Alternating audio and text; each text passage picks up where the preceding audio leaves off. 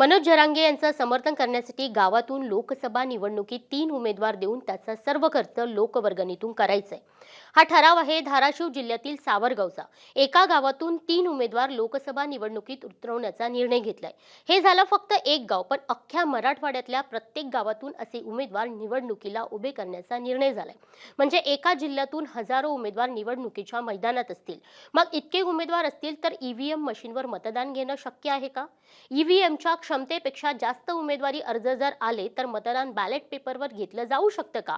हेच या व्हिडिओत समजून घेऊयात. नमस्कार, मी भाग्यश्री राऊत आणि तुम्ही बघताय मुंबई तक. एका गावातून किंवा ग्रामपंचायतीतून 3 उमेदवार निवडणुकीत अर्ज दाखल करण्यात असतील तर एकट्या धाराशिव जिल्ह्यात 622 ग्रामपंचायती आहेत. म्हणजे एकट्या धाराशिव जिल्ह्यातून 1800 पेक्षा जास्त उमेदवार निवडणुकीच्या मैदानात असतील. कोणत्या जिल्ह्यात ही संख्या 5000च्या वरही जाऊ शकते. त्यामुळेच धाराशिवच्या जिल्हाधिकाऱ्यांनी निवडणूक आयोगाला पत्र लिहिले. या पत्रात नेमकं काय म्हटलंय यावर एक नजर टाकूयात.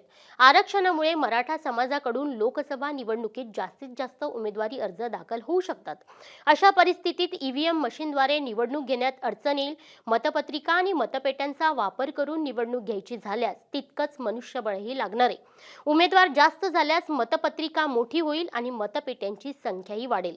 अशा परिस्थितीत काय करायचं असा प्रश्न धाराशिवच्या जिल्हाधिकाऱ्यांनी निवडणूक आयोगाला विचारलाय. पण खरंच अशा परिस्थितीत नेमकं काय करायचंय? उमेदवार जास्त झाल्यास ईव्हीएमवर निवडणूक घेणं शक्य आहे का? मतदान बॅलेट पेपरवर शिफ्ट होऊ शकतं का? तर निवडणूक आयोगाच्या वेबसाईटवर दिलेल्या माहितीनुसार तर एका ईव्हीएम मशीनवर नोटासह फक्त 16 उमेदवारांना समाविष्ट केलं जाऊ शकतं.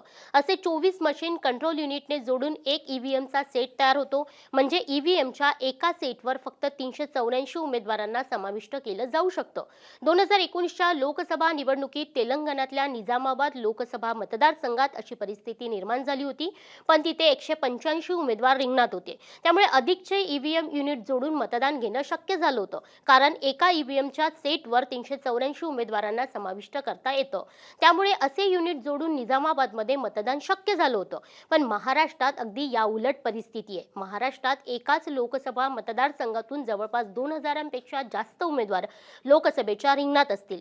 त्यामुळे ईव्हीएम मशीनवर इतके उमेदवार कसे काय सामावून घेणार? ईव्हीएमवर मतदान घेणं शक्य होईल का? तर आमच्या माहितीनुसार ईव्हीएमवर मतदान घेणं शक्य होणार नाही. अशा परिस्थितीत त्या ठिकाणी बॅलेट पेपरवर मतदान घ्यावं लागेल. कारण एका ईव्हीएमचा सेट फक्त 384 उमेदवारांना सामावून घेऊ शकतो. त्यापेक्षा उमेदवार जर वाढले, त्यापेक्षा उमेदवार जास्त झाले तर मतदान बॅलेट पेपरवर घ्यावं लागणार आहे. उमेदवारांची संख्या जर जास्त झाली तर मतदान घेण्यात जास्त कालावधी सुद्धा लागू शकतो. पण निवडणुकीच्या रिंगणात उतरलेल्या प्रत्येकच उमेदवाराचा अर्ज ग्राह्य धरला जाईल असं नाही.